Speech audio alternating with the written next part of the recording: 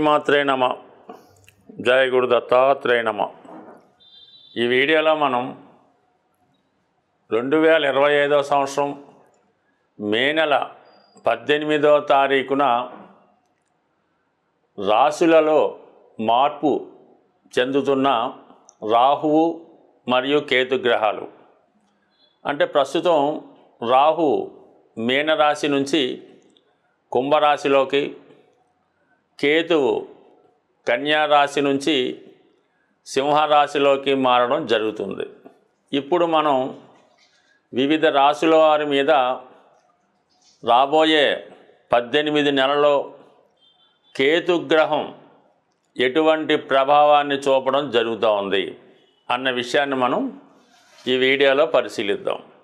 ధనుస్సు రాశి వారికి మే 18వ తారీఖున మారబోతున్నటువంటి కేతుగ్రహ ప్రభావం ఈ రాశి వారి మీద ఏ విధంగా ఉండబోతుంది? మరి ప్రస్తుతం దశమ స్థానంలో ఉన్నటువంటి కేతువు భాగ్యస్థానంలోకి మారడం జరుగుతూ ఉంటుంది. ఇది సహజంగా భక్తి మార్గాన్ని, ఆధ్యాత్మిక చింతని, అదృష్టాన్ని నమ్ముకునే ఈ ధనుసు రాశి వారికి మరి ధనుసు రాశి సహజ భాగ్యస్థానం. కేతువు మోక్షకారకుడు, వైరాగ్యకారకుడు, నిస్వార్థంగా వర్క్ చేసే గ్రహం, అలాగే త్యాగి. అందువలన మీరు ఏదైనా ఒక త్యాగానికి సిద్ధపడడానికి కారణమవుతూ ఉంటాడు. మరి 9వ స్థానం అన్నది మరి ఈ రాశి వారికి సహజ పంచమ స్థానం అయినప్పుడు కూడా మీకు భాగ్యస్థానం అయింది. మరి దీనివల్ల మరి కేతు మీ యొక్క పూర్వపుణ్యం పైన ఈ జన్మలో మీరు చేసుకున్నటువంటి పుణ్య ఫలాన్ని మీకు ఇవ్వడం జరుగుతూ ఉంటుంది. ముఖ్యంగా కేతువు వైరాగ్య గ్రహం, అలాగే బాగా ఇంటెలిజెంట్ గ్రహం. ఏదైనా విషయాన్ని తెలుసుకోవడానికి, లోతుగా దాన్ని పరిశీలించడానికి ఈ కేతుగ్రహం కారణం అవుతూ ఉంటుంది. అంటే ఇక్కడ ధనుసు రాశిలో ఉన్నటువంటి మూలా నక్షత్రం కూడా ఏదైనా ఒక విషయాన్ని తెలుసుకుంటే ఇన్డెప్త్ దాని మూలాలు, దాని పుట్టుగా తెలుసుకునేదాకా ఈ ధనుసు రాశి వారు విడిచిపెట్టరు. అలాగే వీరు పెట్టుకునే గోల్స్ కూడా చాలా లాంగ్ టర్మ్ ఉంటాయి. ఒక 15-20 సంవత్సరాలైనా దాన్ని పూర్తిగా సాధించలేని విధంగా వీరి యొక్క పరిశోధన, వీరి యొక్క గోలు ఉండడం జరుగుతూ ఉంటుంది. అటువంటి ధనుసు రాశి వారికి మరి గురువు రాశ్యాధిపతి అవ్వటం, గురువు కూడా సేమ్ అలాగే జ్ఞానకారకుడు. తనలో ఉన్న జ్ఞానాన్ని 10 మందికి పంచిపెట్టే రాశి ధనుసు రాశి. మరి కేతువు ఎంతైనా జ్ఞానాన్ని సంపాదిస్తూనే ఉంటాడు. ఎంత జ్ఞానం ఉన్నా, ఎంత తెలివితేటలు ఉన్నా, ఏమీ తెలియని అమాయకుడులా, అసలు ఒక అక్షరం మొక్క రానిలాగా కనబడుతుంటాడు కేతువు. ఒక ఆధ్యాత్మిక చింతన కలిగి ఉండడం జరుగుతూ ఉంటుంది. మహాపండితుడైనప్పుడు కూడా చాలా సింపుల్గా, చిన్నపాటి కొద్దిపాటి డ్రెస్ కోడ్తో చాలా సింపుల్గా ఉండడం జరుగుతూ ఉంటుంది. కనీసం కాలికి కూడా చెప్పులు వేసుకోకుండా అలా తిరుగుతూ ఉంటారు. వాడిని కదిపితే అనేక రకాల జ్ఞానం కలుగుతూ ఉంటుంది. ఒక అవధూత మాదిరిగా ఈ భాగ్యస్థానంలో ఉన్నటువంటి కేతు ఉన్న వాళ్ళు కనబడుతుంటారు. మరి ఒక వెంకయ్య స్వామి అవ్వచ్చు, ఒక సత్యసాయిబాబా వారు అవ్వచ్చు, షిరిడి సాయిబాబా వారు అవ్వచ్చు. వీళ్ళంతా కూడా మరి భక్త రామదాసు, కబీరు, అలాగే అన్నమయ్య, వీళ్ళంతా కూడా ఈ భక్తి సామ్రాజ్యాన్ని ఏలే చక్రవర్తులుగా ఉండడం జరుగుతుంది. అలాగే ఒక త్యాగయ్యలాగో మరి ఈ రాశి వారికి ఇప్పుడు 9వ స్థానంలో వచ్చినటువంటి కేతువు అటువంటి విజ్ఞానాన్ని ప్రదర్శించడం జరుగుతూ ఉంటుంది. మీకు ఒక దైవ సాత్కారం లభిస్తుంది అన్నమాట. అంటే మీరు మీ ఇష్టదైవాన్ని అంతర్లీనంగా మీకు సాత్కాక్షరించడం జరుగుతుంది, అంటే కనబడడం జరుగుతూ ఉంటుంది. మీరు ఏ ఇష్టదైవాన్ని సంపూర్ణంగా కొలుస్తారో మనస్ఫూర్తిగా ఆ దైవాన్ని కొలవడం వల్ల మీకు ఆ దైవ సాక్షాత్కారం జరుగుతుంది. కలలోనూ, ఒరిజినల్గానో, మానసికంగానో, లీలగానో మీకు ఆ దైవ దర్శనం జరగడం వల్ల సంపూర్ణంగా మీ యొక్క ధనుస్సు రాశి వారికి భాగ్యస్థానమందు కేతుగ్రహ ప్రభావం వల్ల వీరి యొక్క విజ్ఞానం పెరుగుతుంది. అంటే పుణ్యక్షేత్రాలు దర్శిద్దామనే వీరి ఆలోచన కంపల్సరిగా నెరవేరుతుంది. అలాగే ఏదైనా ఒక పరిశోధన రంగంలో ఉన్నవాళ్ళు వారి యొక్క పరిశోధన కంప్లీట్ చేసి డాక్టరేట్ లాంటి ఉత్తమ డిగ్రీలకు సాధించే అవకాశం ఉంది. ఈ సమయంలో చాలా వరకు ఆధ్యాత్మిక విద్య అభ్యసిద్దామని ఆలోచన కలుగుతుంది. కొంతమంది వారి యొక్క సేకరించినటువంటి సొంత ధనంతో ఏదైనా ఒక పుణ్యక్షేత్రాన్ని దర్శించి అక్కడ భక్తులకి కావలసినటువంటి సదుపాయాలు కలిగించడం జరుగుతూ ఉంటుంది.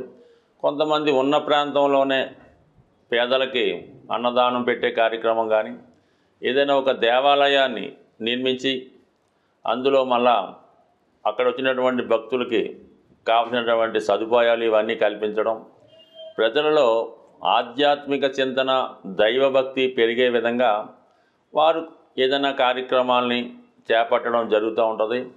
భక్తి మార్గాన్ని ప్రచారం చేయడానికి కూడా ఈ భాగ్యస్థానంలో కేతువు అంటే ఏదైనా ప్రతిఫలం ఆశించకుండా పుణ్య కార్యక్రమాలు చేపట్టడం, మన సాంప్రదాయాల్ని కాపాడడం జరుగుతూ ఉంటుంది.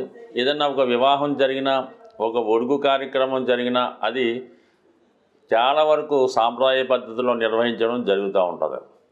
సో కొంతమంది ఏదైనా ఒక ఆశ్రమం కానీ గోశాల కానీ నిర్మిస్తూ ఉంటారు. మరి కొంతమంది వారి యొక్క శేష జీవితాన్ని ఏదైనా ఒక పుణ్యక్షేత్రంలో గడపడానికి కూడా ఈ గ్రహస్థితి కారణమవుతుంది. అయితే ఏదైనా మొత్తం మీద ఈ భాగ్యస్థానంలో వచ్చినటువంటి కేతువు జాతకుడిని ధర్మ మార్గంలో నడిపించే విధంగా మారుస్తుంది.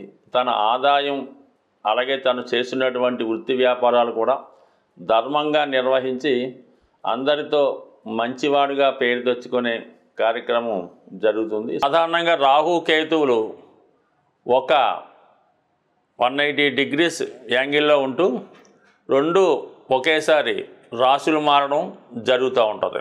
అంటే ఇప్పుడు రాహు కేతువు రెండు గ్రహాలు ఒకసారి మారినప్పటికి కూడా రాహు ఏ భావంలో ఉంటాడో ఆ భావం యొక్క ఫలితాల్ని ఎక్స్పాండ్ చేయడం జరుగుతూ ఉంటుంది. అయితే కేతువు ఏ భావంలో ఉంటే ఆ భావ ఫలితాలని తగ్గించడం జరుగుతూ ఉంటుంది. అంటే కేతువు జ్ఞానకారకుడు, వైరాగ్యకారకుడు, అలాగే బ్రహ్మచర్యానికి కారకుడు. ఏదైనా త్యాగానికి సిద్ధంగా ఉండే గ్రహం కేతు గ్రహం కాబట్టి సాధారణంగా కేతువు హృదయంతో ఆలోచించడం జరుగుతూ ఉంటుంది. అంటే రాహు హెడ్, అందుకని రాహుకి ప్రపంచంలో అన్నీ తనకే కావాలని, సంపదంతా తన సొంతమే కావాలని, తను మాత్రమే బాగుండాలని రాహు ఆలోచన ఉంటుంది. రాహు అంటే కేవలం తల, అది ఆకాశం నుంచి భూమిలోకి అంటే భూమిలో ఉన్నటువంటి తన దేహం కోసం చూస్తూ ఈ ప్రపంచంలో ఉన్నటువంటి కోరికలన్నీ తనకు కావాలని కోరుకుంటాడు రాహు. అందుకే రాహు ప్రభావం ఉన్నటువంటి జాతకులు అనేక అనైతిక అక్రమ మార్గాల ద్వారా ధనాన్ని సంపాదించడం జరుగుతూ ఉంటుంది. మరి కేతు అలా కాదు. కేతు కేవలం మొండె భాగం మాత్రమే, అంటే తల లేకుండా కేవలం మొండెం మాత్రమే ఉంటుంది. మరి కేతువు ఆకాశం వంక చూడటం వల్ల జ్ఞానకారకుడు, వైరాగ్యకారకుడు అవుతూ ఉంటాడు. ఏ కోరిక ఏ వ్యామోహం ఉండదు. మరి అందరూ బాగుండాలి, అందరూ క్షేమంగా ఉండాలి అన్నటువంటి ఆలోచనతో రాహు కేతు ఉండడం జరుగుతుంది. దాని తర్వాత ఏంటంటే కేతువు ఏ భావంలో ఉంటే ఆ భావం మీద వ్యామోహాన్ని కోరికని తగ్గించడం జరుగుతూ ఉంటుంది. మరి ఈ విధంగా ఈ రాహుకేతువులు మార్పు చెందడం వల్ల మరి వివిధ రాశుల వారి మీద కేతువు యొక్క ప్రభావం ఏ విధంగా ఉంటుంది అన్నది పరిశీలిద్దాం. సాధారణంగా కేతువు విఘ్నేశ్వరుడు యొక్క ప్రతిరూపంగా చెప్పడం జరుగుతూ ఉంటుంది. అందువలన ఈ కేతువు ఏ రాశిలో ఉంటే ఆ రాశికి సంబంధించిన ఫలితాలు మనకు కావాలంటే ఎక్కువగా విఘ్నేశ్వరుని ఆరాధించడం వల్ల, అలాగే కొత్త విషయాలు తెలుసుకోవాలన్నా మనలో ఉన్నటువంటి జ్ఞానాన్ని పెంచుకోవాలన్నా, విజ్ఞాన సంపద పెరగాలన్నా కేతువు యొక్క ఆశీస్సులు తప్పక ఉండవలసిందే. అయితే రాహు కేతువు రెండు ఎదురెదురు రాశుల్లో ఉండడం వల్ల కంపల్సరిగా వీళ్ళిద్దరి ప్రభావం కలిపే వివిధ రాశుల మీద రావడం జరుగుతుంటుంది. ఆ కారణం వల్ల ఏంటంటే ఎక్కువగా రాహు డామినేట్ చేస్తున్నప్పుడు కూడా కొన్ని సందర్భాల్లో కేతువు కూడా తన ఫలితాన్ని ఇస్తూ జాతకుడిని మోక్షం వైపు నడిపించే ప్రయత్నం చేస్తూ ఉంటాడు. మరి ఇప్పుడు మనం మిగతా రాశుల వారికి ఈ మే నెల 18వ తారీఖున మార్పు చెందినటువంటి ఈ రాహు కేతువులు ఏ విధమైన ప్రభావం చూపుతారో వివరంగా తెలుసుకునే ప్రయత్నం చేద్దాం. కేతుగ్రహం మనకి సంపూర్ణంగా సహకరించాలంటే మరి విఘ్నేశ్వరుడి యొక్క ఆరాధన వల్ల మనకి కేతువు సంతృప్తి చెందడం జరుగుతూ ఉంటుంది. అందుకని కంపల్సరిగా ఈ కేతువు పెట్టినటువంటి ఇబ్బందులు నుంచి, అంటే కేతువు ఇబ్బందులే ఉంది, ఏ పని ప్రారంభించినా మధ్యలో ఆగుతుంటుంది. మనం ఒక ప్రయత్నం కోసం వెళ్తే వేరే ప్రయత్నం జరుగుతూ ఉంటుంది. విద్యార్థులకి చదువు మీద ఆసక్తి తగ్గి మిగతా విషయాల మీద ఆసక్తి వెళ్తుంది. బట్ ఏదైనా కంపల్సరిగా కేతుగ్రహం అంటే విఘ్నేశ్వరుడు యొక్క ఆరాధన, సంకటనాశన గణేష్ స్తోత్రం చదువుకోవడం, సంకష్టహర చతుర్థి రోజు కంపల్సరిగా ఉపవాసం ఉండి విధి విధానంగా మరి ఉదయం పూట ఏదన్నా గణపతి హోమం జరుగుతుంటే అందులో పాల్గొనడం, ప్రదోష వేళ సాయంకాలం అభిషేకంలో పాల్గొనడం వల్ల చక్కగా ఈ యొక్క విఘ్నేశ్వరుడు యొక్క అనుగ్రహంతో కేతుగ్రహ అనుగ్రహం లభిస్తుంది. సింపుల్గా ఏంటంటే ఆదివారం కానీ మంగళవారం కానీ ఎండు ఖర్జూరం అన్నది ఒక 7 ఎండు ఖర్జూరాలు, అలాగే ఒక చిల్లర నాణం 10 రూపాయలదో 20 రూపాయల నాణ్యం తీసుకొని మరి అలాగే ఒక 7 మంది సాధువులకి, అక్కడ అంటే సాధువులు అంటే మామూలుగా అక్కడ టెంపుల్ దగ్గర ఉన్నటువంటి ఈ కాషాయ రంగు ధరించిన వాళ్ళకి ఒక 7గురికి డొనేట్ చేయడం వల్ల మనకి కేతుగ్రహ అనుగ్రహం లభిస్తుంది.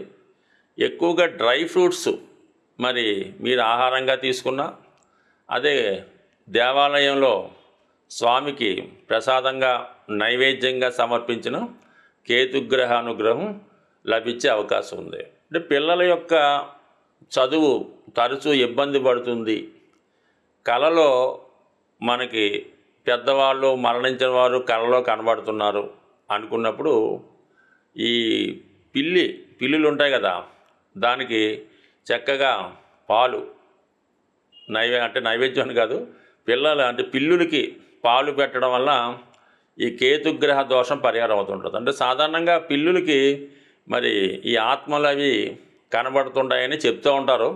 అది శాస్త్రాల్లో చదవడం తప్ప మనకైతే తెలియదు. కానీ సో ఏదైనా మనం గమనించినప్పుడు అర్థమవుతుంటుంది. ఇంట్లో మన పెంపుడు కుక్కకి ఈ పిల్లులకి కంపల్సరిగా చనిపోయిన వారి యొక్క ఆత్మలు కనబడుతూ ఉంటాయి. ఒక విధంగా కేతువు కూడా ఆత్మ లాంటిదే కాబట్టి ఈ పిల్లులకి పాలు పోయడం వల్ల కూడా కేతుగ్రహ సంపూర్ణ అనుగ్రహం లభిస్తుంది. ఇంకా మీకు మరీ ఇబ్బందులుగా ఉంది, అసలు పిల్లవాడు ఏం మాట పట్టించుకోవట్లేదు, ఏమీ కుటుంబ విషయాలు ఏమీ పట్టించుకోవడం లేదు, చాలా వైరాగ్యంగా ఉన్నాడు, ఏదో పిచ్చి పట్టినట్టు దెయ్యం పట్టినట్టు తిరుగుతున్నాడు, జుత్తు అంతా పెంచుకున్నాడు, బట్టలు మార్చుకోవటం లేదు, స్నానం చేయడం లేదు అనుకున్న వాడిని ఏదైనా అంటే ఈ శ్రీశైలం తిరుపతి లాంటిలో కొన్ని ఆశ్రమాలు ఉంటాయి, ఋషుల యొక్క ఆశ్రమాలు అవి ఉంటుంటాయి, అందులో చేర్పించి కొన్నాళ్ళ పాటు అక్కడ సేవ చేసుకునే విధంగా పెట్టడం కానీ, లేదనుకుంటే కొంతగా బాగుంటే మీ దగ్గరలో ఉన్నటువంటి దేవాలయం పొద్దున్నే ఎర్లీ మార్నింగ్ 4 గంటలు లేచి పరిశుభ్రంగా దాన్ని శుభ్రం చేసి వచ్చిన భక్తులకి సేవ చేయడం ద్వారా కూడా కేతుగ్రహ అనుగ్రహం సంపూర్ణంగా లభిస్తుంది. అలాగే మరి ది బెస్ట్ రెమెడీ అంటే బ్రహ్మముహూర్తంలో లేచి విష్ణు సహస్ర అంటే బ్రహ్మముహూర్తంలో లేచి శుభ్రంగా కాలకృత్యాలు తీర్చుకున్న తర్వాత విష్ణు సహస్రనామాన్ని పారాయణ చేయడం వల్ల సమస్త దోషాలు తొలగే అవకాశం ఉంటుంది. అలాగే శివునికి రుద్రాభిషేకం చేసుకోవడం ద్వారా, అంటే ఏ దైవ కార్యక్రమం చేసుకున్నా కేతువు సంతృప్తి చెందుతూ ఉంటాడు. అంటే కేతువు సంతృప్తి చెందితేనే మీకు మిగతా గ్రహాల యొక్క అనుకూలత అది లభించే అవకాశం ఉంది. కాబట్టి ఏదైనా ఒక పని చేసినప్పుడు నమ్మకంతో నిజాయితీగా శాస్త్రంలో ఏ విధంగా ఉంటుందో ఆ విధంగాన చేస్తేనే ఫలితం వస్తుంది. దాని తర్వాత ఏంటంటే శాస్త్రాల్లో కూడా శక్తి కొలది అన్నారు. అంటే డబ్బులు లేనివాడు ఏదో ఒక 1/2 లీటర్ ఆవు పాలతో శివుడికి అభిషేకం చేయొచ్చు, కానీ బాగా కోటీశ్వరుడు కూడా అది వర్తించదు. అతని స్థాయికి తగ్గట్టుగా అతను అభిషేకం చేయించుకుంటేనే అతనికి ఆ ఫలితం వస్తుంది తప్ప అందరికీ ఒకే నియమైతే ఉండదు. బట్ కానీ పెద్దలు ఎన్ని చెప్పినా మన శక్తి కొలది ఆ పరిహారం చేసినప్పుడు, దేవుని పూజ చేసినప్పుడు ఆ ఫలితం మనకి దక్కుతుంది. కాబట్టి మరి సాధ్యమైనంత వరకు మీకు ఎంతవరకు సాధ్యమవుతుందో అంతవరకు చేయడం వల్ల మనకి ఈ గ్రహశాంతి జరిగి అనుకున్న ఫలితం రావడం జరుగుతూ ఉంటుంది. స్వస్తి.